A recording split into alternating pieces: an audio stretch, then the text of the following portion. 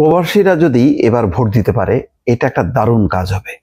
আমি মনে করি যে এই প্রবাসীদের ভোটাধিকার নিয়ে বহু বছর গেছে। শেখ হাসিনার 15 বছরে বারে বারে শুনেছি যে এই ভোটাধিকার হচ্ছে, ওই হচ্ছে, সেই হচ্ছে। তার আগের সরকার বলেছে, বহু বছর ধরে বিভিন্ন সরকার বলছে, আসছে যাচ্ছে, এক সরকার বারবার আসছে, কিন্তু সেই দাবি পূরণ হচ্ছে না। এটা এমন একটা কঠিন জন কাজ যে এটা কোনোভাবেই শেষ করা যায় না।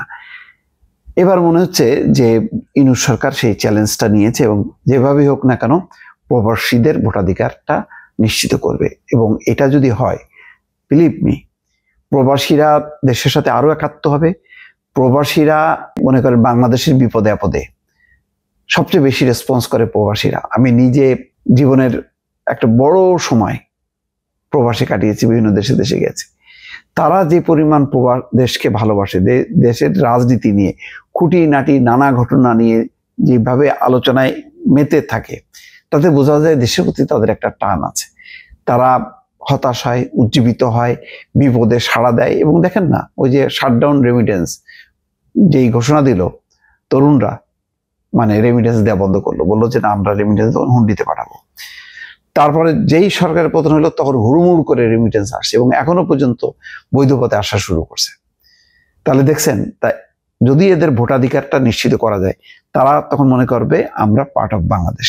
তখন তারা দলে মানে আরো বেশি রেসপন্স করবে।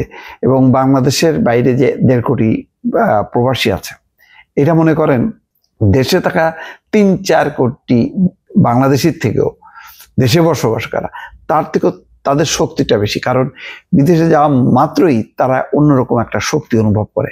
তারা মনে করে যে আমার পরিবারের জন্য, আমার দেশের জন্য আমার দায়িত্ব আছে, কর্তব্য আছে। তারা পরিশ্রম করে এবং যত পরিশ্রম করে তত বেশি তার পরিবার এবং দেশকে সেই ভালোবাসাটা তার মধ্যে সঞ্চারিত হয়। ফলে তার একটা ফোর্স, তার একটা গতি অন্যরকম হয়।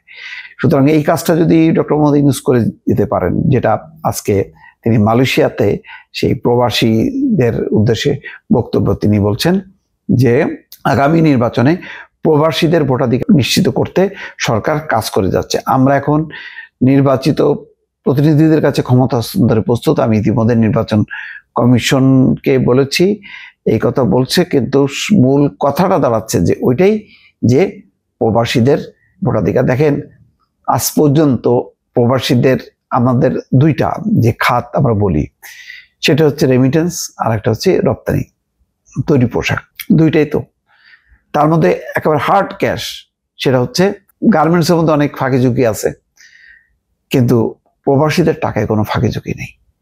তারা যেই বৈদেশিক মুদ্রাটা পাঠায়, এইটাই হচ্ছে আমাদের প্রধান মানে শক্তি, যার কারণে অনেক অর্থনৈতিক বিপর্যয়, এমনকি বিগত সময় করোনা মহামারীতে যখন মানে সারা বিশ্বের অর্থনীতি এলোমেলো, তখনও কিন্তু বাংলাদেশের অর্থনীতিকে ধরে রেখেছে প্রবাসীরা বৈধ পথে রেমিটেন্স পাঠিয়ে।